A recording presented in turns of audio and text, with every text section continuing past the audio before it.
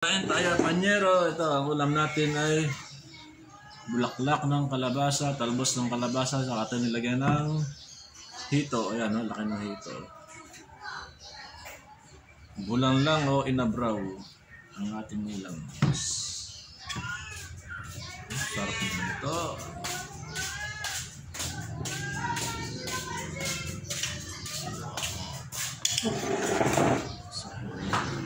Dito ko.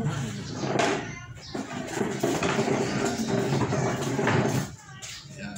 Ayan tayo, guys. Talbos, oh. Hindi ako makakain ng mabuti eh. Pagka parang kung puto lang. Oh. Ito ba ulo ko? Oo. Hindi. Taas mo yung konti. Ayan. Hindi ko na naitaas eh. Ayun. Ha? Ito. Ayan. Ayan. Tumayo ka nga. Tumingala ka. Ayan. Pangina eh. Ano? Dahil guys, oh. Bulaklak at talbos ng kalabasa yung ating ulam. So, ating lagyan ng hito. Napakalaki ng hito, oh. Ano naman?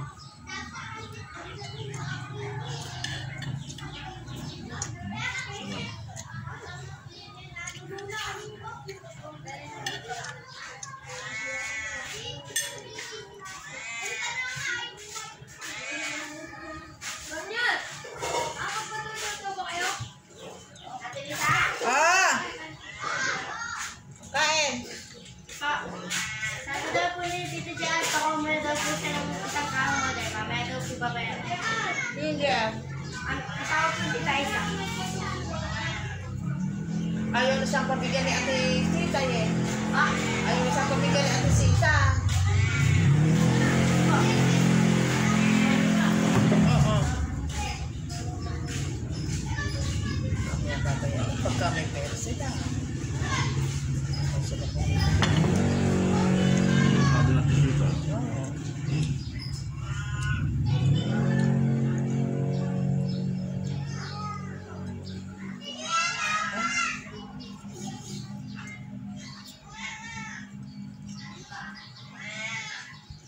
Ulap.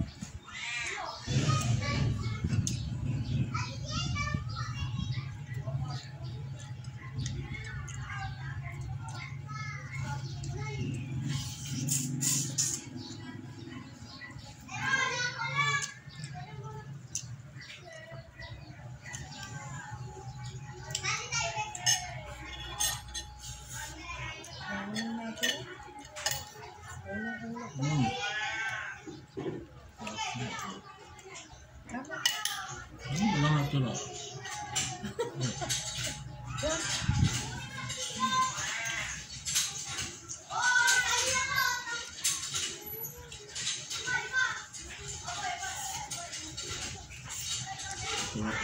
Sakto lang pala sa pag.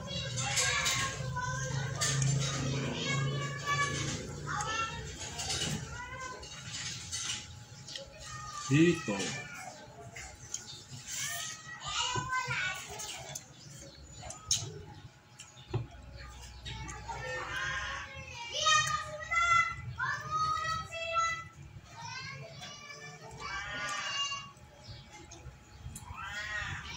Ulap naman. Ayun na yun naman ulap.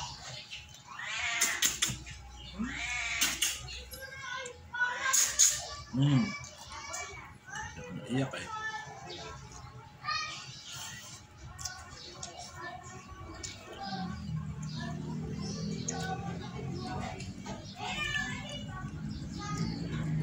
Sa bata.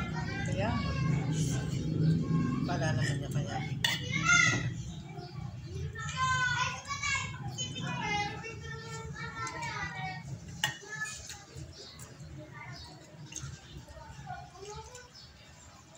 Trabaho. Hindi niya bumuta. Pero na? Ganun lang. Eh, puro sa atin daw eh. Karamihan. Tutsaya naman tapos na rin. Oo.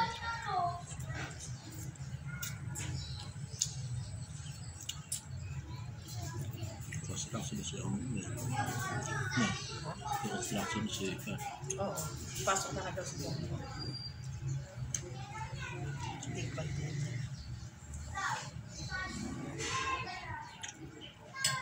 Buti welcome siya ulit. Kung siya Marlon, ano niya, baka niya.